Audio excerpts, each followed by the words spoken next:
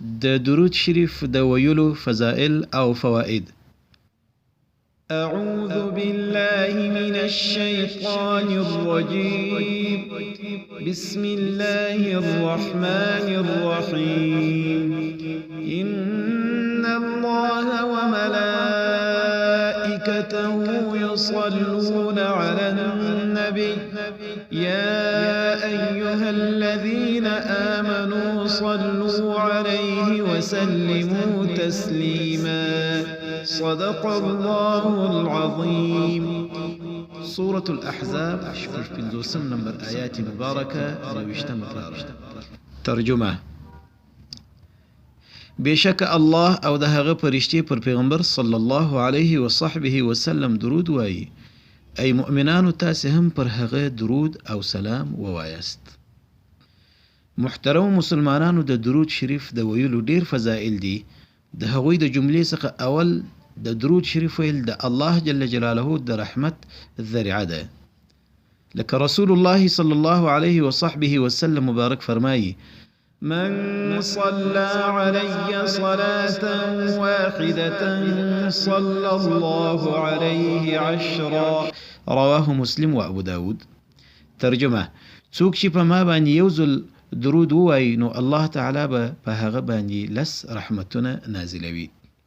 دا ځکه چې الله تبارک وتعالی د سورة الانعام آیات 160 کې ارشاد فرمایي: من جاء بالحسنة فله عشر أمثالها. ترجمه: څوک چې د الله جل جلاله دربار ته یو نیکی راوړي نو د هغه د پاره لس چنده بدله ده. په یو بل حدیث مبارک کې حضرت عبدالله بن عمرو بن العاص رضی الله تعالی عنه فرمایي: من صلى على النبي صلى الله عليه وسلم واحدة صلى الله عليه وملائكته 70 صلاة. رواه احمد بإسناد حسن. ترجمه: کم کس چې په نبی کریم صلی الله علیه و صحبه وسلم باندې یو ځل درود شریف وایي نو الله تعالی او د هغه فرشتي په هغه باندې اویا ځله درود یعنی رحمت او دعا لیږي. سبحان الله. حضرت عبدالله بن طلحه د خپل پلار څخه دا روایت نقل کوي چې ورځ نبی صلی الله علیه و صحبه وسلم تشریف راوړ نو د په مخ مبارک خوشحالي ښکارېده.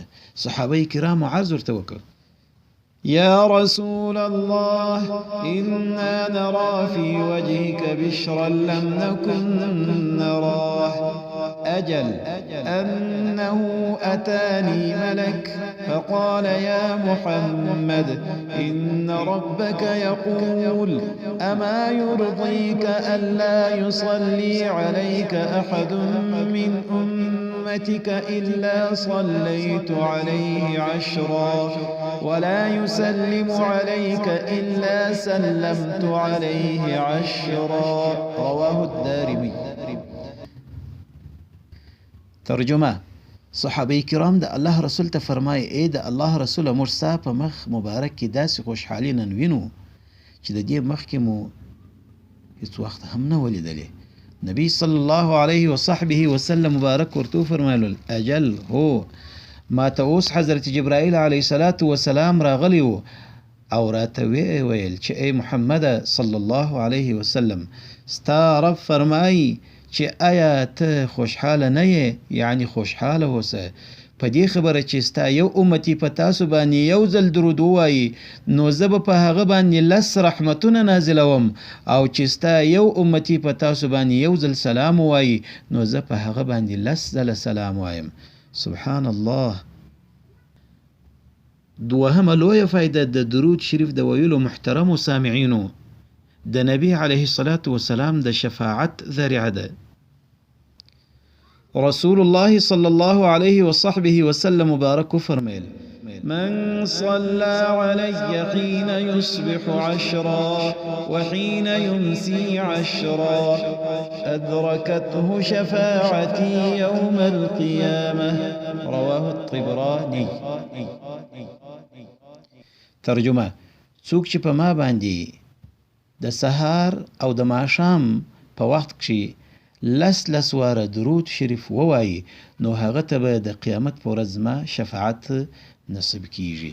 محترم مسلمانانو، د الله د رسول صلی الله علیه وصحبه وسلم د درود شریف په ویلو باندې چې په موږ او تاسو باندې الله رحمتونه نازلوي او په ورځ د قیامت زموږ او تاسو شفاعت نصیب کیږي، نو به ولې موږ او تاسو غفلت کوو؟ بلکې هر سهار او هر ماښام موږ باید خپل یو ضروري دا عادت جوړ کړو چې د الله پر رسول صلی الله علیه وصحبه وسلم باندې لس ځلې درود شریف ووایو. الله تبارک وتعالی دې زما سره و تاسو ته توفیق درلره درکړي. واخر دعوانا ان الحمد لله رب العالمین. د درود شریف صحیح تجوید او ادا: اللهم صل على محمد وعلى آل محمد كما صليت على إبراهيم وعلى آل إبراهيم إنك حميد مجيد. اللهم بارك على محمد وعلى آل محمد كما باركت على إبراهيم وعلى آل إبراهيم إنك حميد